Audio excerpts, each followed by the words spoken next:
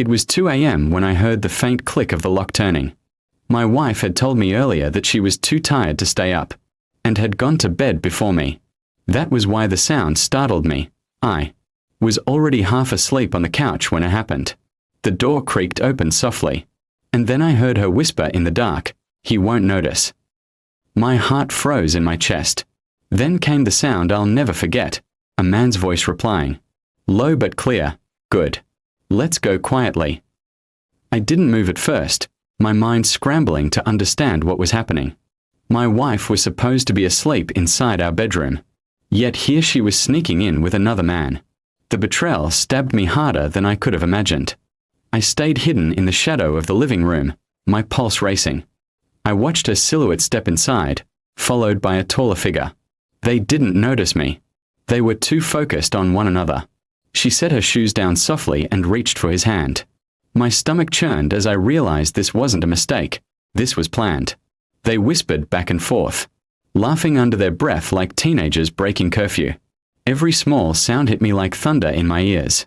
I clenched my fists, torn between storming out right then or waiting to see how far she would take it.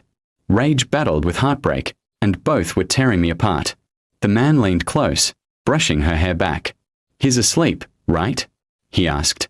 She nodded quickly, whispering, "Yes, he never pays attention at this hour."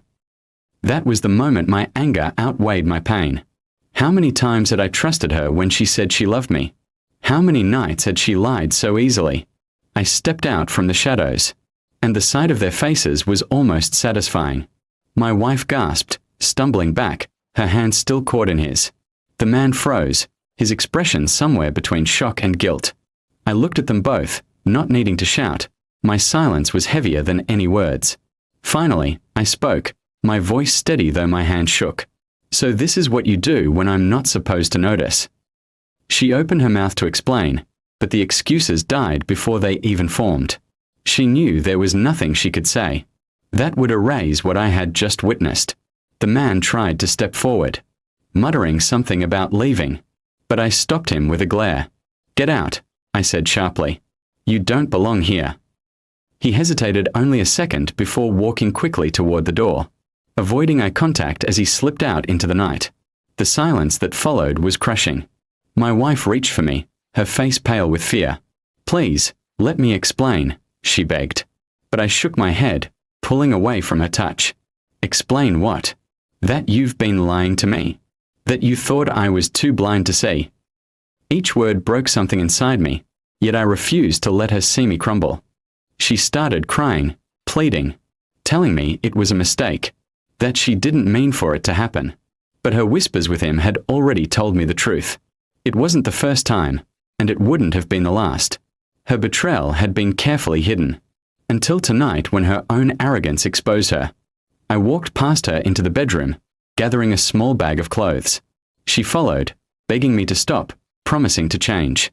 But the sound of that man's voice echoing in my ears told me that promises were worthless now. Trust, once broken, couldn't be patched together with tears. When I reached the door with my bag in hand, I turned to her one last time. "You whispered that I wouldn't notice," I said coldly. "But I did. And now you've lost me forever." Her sobs filled the empty room as I walked out into the night. The cool air biting but somehow freeing. The pain cut deep, but with every step I took away from that house, I knew I had chosen self-respect over betrayal. She thought she could deceive me in silence, but the truth always finds a way out. And though I had lost a wife, I had gained clarity. I deserved better than lies whispered at 2 a.m. And as I walked further into the darkness, I realized this ending was not my downfall but my beginning. Betrayal had broken me, yes, but it had also set me free. Somewhere beyond the pain, there was a future waiting where I would no longer be the man she thought wouldn't notice. I would be the man who chose to rise above it.